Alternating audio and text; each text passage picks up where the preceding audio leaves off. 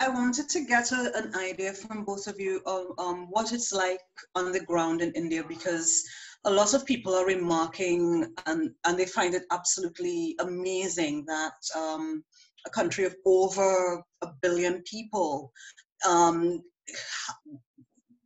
the case of, as far as COVID goes, the infection rate is so low comparatively to, say, like the United States. And the death toll is so low as well. I just wanted to get an idea of what that feels like day to day on the ground in India. Shruti, please go first. Okay, thank you. So, Jessica, one is not sure about these figures. Frankly, I am not sure about these figures.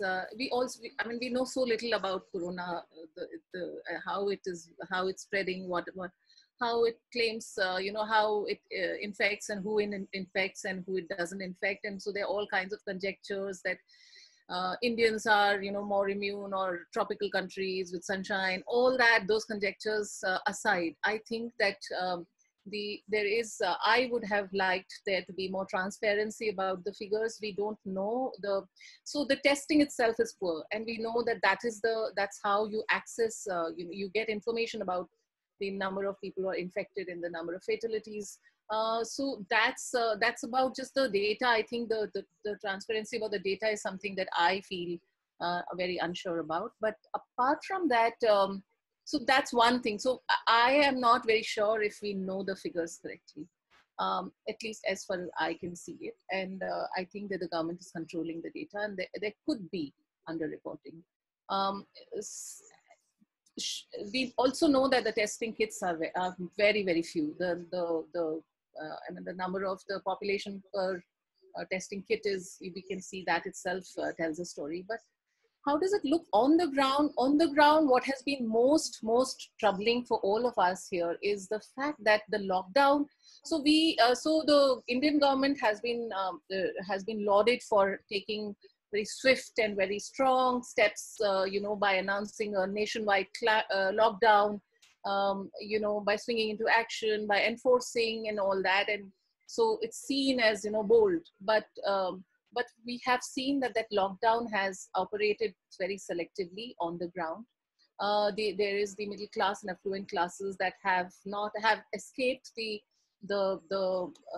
brutality of lockdown. And life has really gone on, apart from just the inconvenience of the fact that we are indoors. But the poor people, and especially here, what is very, very important for us to understand, which is different for countries in Global South, India and other countries in the Global South, is the wide prevalence of informal economy. People living in informal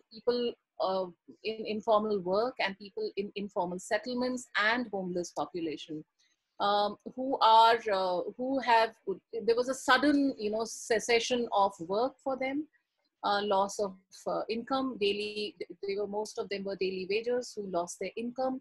The city basically shut its doors on them, turned its back on them. They were overnight turned into panhandlers from being hardworking people who lived, by their hard work. They were turned into panhandlers, and eventually civil society has taken the major part of feeding them, but a lot of people just fled the city, and that is going on. Where we saw that the government did not really take prompt steps and just left people to their own devices, left civil society to deal with it in a major way. And for some reason, the resources from the government are very meager for just feeding the fleeing migrant population. And so one part is this, and the other part, which is really, and I'll stop there, we can talk more after Sundeep says this, so we can build on these two. The other part of it is not about COVID-19, but it is about how COVID-19 has become a pretext for the government to enforce very very repressive laws it's a classic case of how in